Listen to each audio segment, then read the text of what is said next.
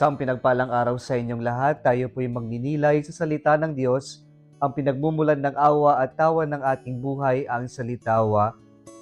Narinig po natin sa ating Ebanghelyo ngayon na ang mga nakikinig sa ating Panginoon ay ang mga tax collectors and sinners.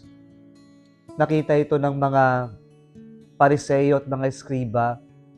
Para sa kanila, ang makisalamuha sa mga madudumi at makasalanan ay kailanman hindi gagawin ng isang may takot sa Diyos, lalo na higit sa isang rabbi o teacher ng banal na kasulatan.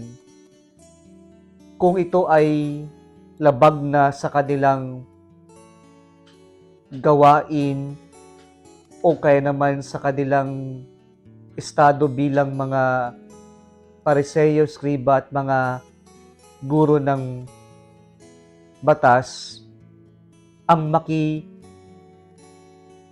kasama ang mga makasalanan o madudumi ay kailanman hindi ito sasagi sa kaisipan ng mga Eskriba at ng mga Pariseo.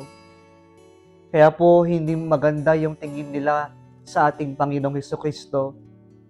Marahil nanlilisik ang kanilang mata nang makita nila ang ating Panginoon, kasalamuha ang mga maniningilang buwis at mga makasalanan at nakisalo pa sa kanilang hapagkainan. Andang dahil po ito yung tingin ng mga Pariseo at ng mga Eskriba, ang Panginoon po ay tumugon gamit ang mga talinhaga. Mayroong 3 talinhaga.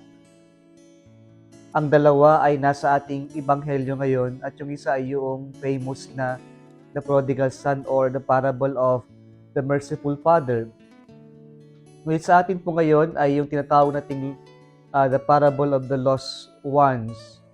Kaya po, unang talinhaga ay yung The Parable of the Lost Sheep na mayroong nawawala sa 100 na sheep at yung pastol ay hindi nagdalawang isip, hinanap niya yung nawawala at noong nahanap niya, tuwang-tuwa siya, tinawag ang mga kaibigan at mga kapitbahay at sila ay nagdiwang.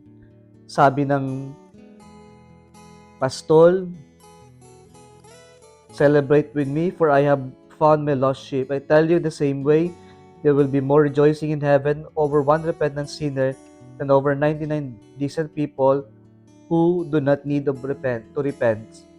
Yung pangalawa pong talinhaga ay yung pong The Parable of the Lost Coin na may isang housewife na mayroong 10 silver coins o drachmas. Probably this is total of her wealth. Kaya nung nawala, hinanap niya, ginawa niya ang lahat para kinalugkog niya ang buong bahay para lamang mahanap yung nawawalang silver coin. Ano pong pinapakita dito sa atin, mga kapatid? Pinapaalala po sa atin that God reaches to us sinners. He wants to change us, to make our lives better by being with us, by spending time with us so that He can transform us, He can change us, He can bring us back to Him. At ganito po sana yung mission din natin, to save souls. And by saving souls, we mean to be with them, to spend time with them. Yung magbabad din tayo ng oras na hindi natin sila pinandirian, na hindi natin ipinamumuka at pinaparamdam sa kanila that they are unwanted, na hindi sila katanggap-tanggap. Our mission is to bring the good news. Our mission is to preach the gospel that they are still beautiful no matter what their past is.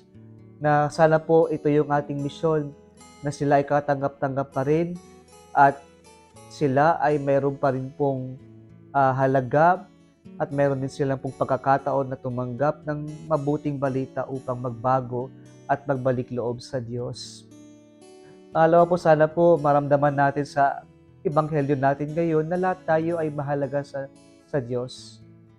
Ayaw ng Diyos na isa man sa atin ay mapahamak. Gagawa ang Panginoon ng paraan para tayo ay mailigtas, para tayo po ay maibalik sa Kanya. Nawa ganun din po ang tingin natin sa bawat isa, mahalaga at gagawin natin ang lahat para protektahan, para mapabuti yung ating kapwa-tao. Kung nagustuhan mo ang video na ito, huwag kalimutang mag-like, i-share at mag-subscribe sa Salitawa Facebook page and YouTube channel. Muli isang pinagpalang araw sa inyong lahat.